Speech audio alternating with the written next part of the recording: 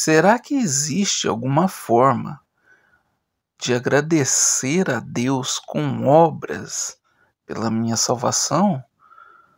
Ou será que existe alguma maneira de chamar a atenção de Deus para que isso me ajude a ser salvo?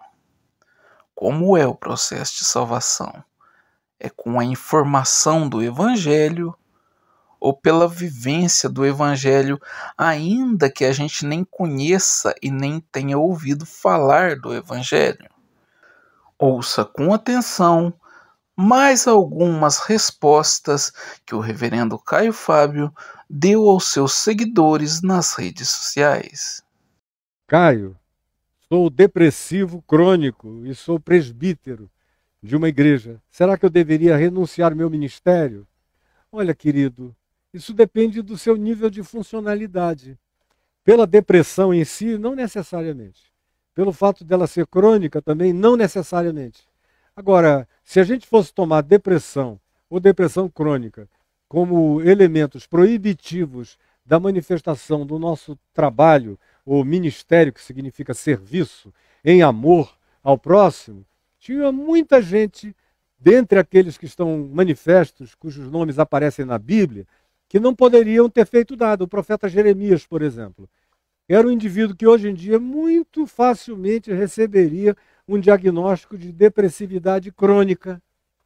E foi um dos profetas mais extraordinários, mais sensíveis de Deus.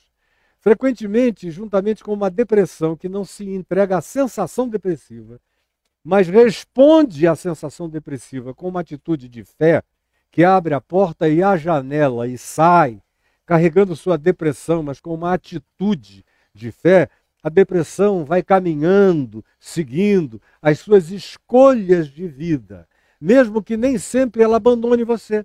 Eu conheço pessoas que passaram a vida inteira sofrendo de depressão crônica, mas nem por causa disso deixaram de ser úteis, funcionais, abençoadoras, pessoas extraordinárias na vida de outros. Então, decida.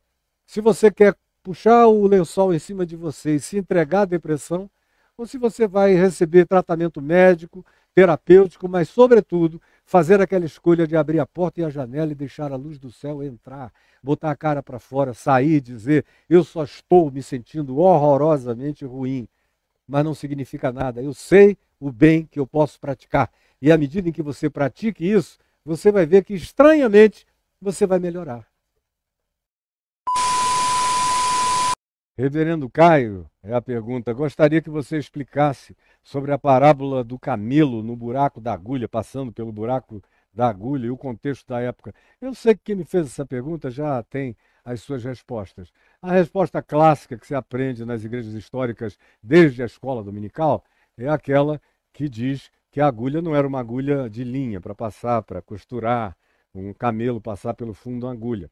Mas, de qualquer modo, a parábola de Jesus tem um contexto, e o contexto foi o jovem rico, que chegou dizendo: o que eu farei para dar a vida eterna? Aí Jesus perguntou: sabes os mandamentos? Ele repetiu os mandamentos. Jesus disse: vai e faz isso. Ele disse: eu tenho praticado isso todos os dias da minha vida, desde que eu era um garotinho. Aí Jesus disse: então só falta a prática do mandamento. A prática é: vai, porque o mandamento se resume em amor, em solidariedade, em graça. Então, se você quer praticar os mandamentos, pratique. E a prática do mandamento é: vai, vende tudo que tu tens, dá-o aos pobres e tu terás um tesouro nos céus. Aí o cara ficou triste, chateado, foi embora amargurado. Jesus o amou, mas o deixou ir. E disse, exclamou: quão dificilmente entrarão aqueles que confiam. Olha a palavra que aparece em Marcos, aqui no capítulo 10, é a palavra confiam. Preste atenção. Quão dificilmente entrarão no reino dos céus aqueles que confiam nas suas riquezas. É mais fácil passar um camelo pelo fundo de uma agulha. E aí vem o aspectozinho culturalzinho, da curiosidadezinha, para você, que de fato a agulha era um pedaço da porta grande das cidades. Tinha um fragmento de porta que abria sozinha, especialmente à noite ou em situações de perigo e de guerra. Tem até hoje. Você visita o Oriente Médio, as cidades antigas, ou os templos, ou as catedrais, ou qualquer outro lugar antiquíssimo e amuralhado, tem a grande porta e tem a porta menor, que em geral é só essa que fica aberta para dar acesso ao povo. Por quê? Porque no passado havia pessoas que vinham em cavalos e arrombavam, entravam nos lugares. Ou então vinham a camelo e entravam no lugar. E um camelo grande, para passar por aquela porta menor, ele pode até passar se ele não for um camelo dos maiores. Mas ele tem que se ajoelhar, provavelmente vai arranhar alguma coisa, porque é muito menor do que a passagem dele.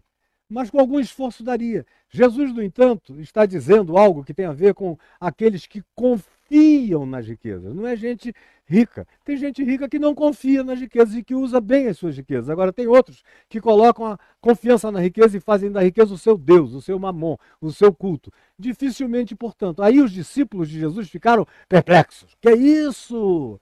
Aí Jesus respondeu a eles, diante da perplexidade deles, que ele perguntou: então quem pode ser salvo, Senhor?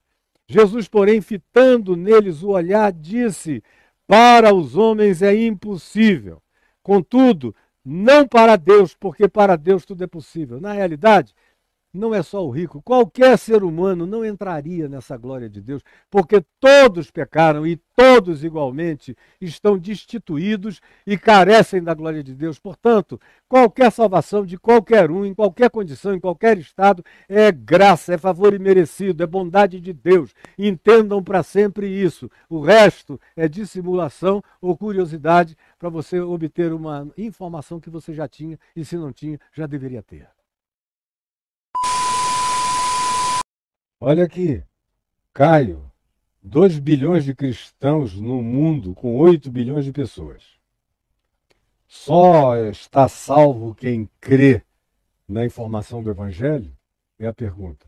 Bom, eu estou respondendo isso há 50 anos. Minha tese de ordenação ao ministério pastoral foi sobre isso. O tema era Deus e o que ele sempre fez fora de todas as instituições religiosas. Fez, faz e fará. Se o Evangelho só fosse Evangelho, se alguém levasse uma informação para um dado grupo de pessoas e sem cuja informação essas pessoas jamais encontrassem a possibilidade de Deus, de graça, de salvação, haveria uma perversidade inerente no Evangelho e um gnosticismo no Evangelho, que significaria dizer que a pessoa seria salva pela informação, pelo conhecimento. Não! O Evangelho é graça de Deus, é favor imerecido. Quem sabe tem o privilégio de saber, e só será um privilégio caso sabendo, pratique. Caso sabendo, pratique. Porque saber sem praticar aumenta a responsabilidade, traz juízo sobre você. Era melhor, como diz Pedro, que não soubessem de nada, do que sabendo de tudo o que fazem não obedecerem a coisa alguma. Foi um dos pais da igreja que disse que Deus tem muitos aos quais a igreja, entre aspas, não tem. E a igreja, entre aspas, tem muitos aos quais Deus não possui. Ou seja, isso é engano religioso para você pensar que fora da religião, fora da igreja, fora do cristianismo não há salvação. Isso é mentira, isso é balela. É a graça de Deus universal em Cristo Jesus que abraça todo aquele que, sabendo ou não sabendo, tem um coração propenso ao amor, à verdade, à bondade, à justiça e àquilo que é melhor na vida. Deu para compreender?